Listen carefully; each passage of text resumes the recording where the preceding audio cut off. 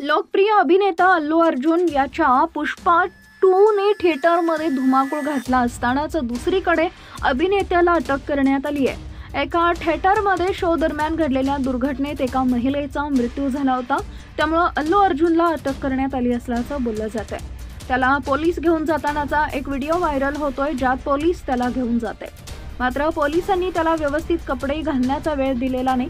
इतकंच नाही तर अभिनेत्याला चप्पलही घालू दिलेली नाहीये। अल्लू अर्जुनचा एक व्हिडिओ व्हायरल होतोय, जो त्याच्या घरातील असल्याचं सांगण्यात येतंय। यात पोलीस अधिकारी अल्लू अर्जुनला घेऊन जात आहेत। त्यात अभिनेता घरच्या कपड्यांवरच दिसत आहे। त्यानं हाफ पॅन्ट घातलेली आहे आणि पायात चप्पलही नाहीये। त्याच्या अटकेनं आता चाहत्यांना देखील धक्का बसलाय।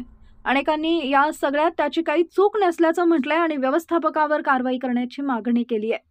अल्लू अर्जुनला शुक्रवारी चिकलाडपल्ली पोलीस ठाण्याच्या पथकानं अटक केली।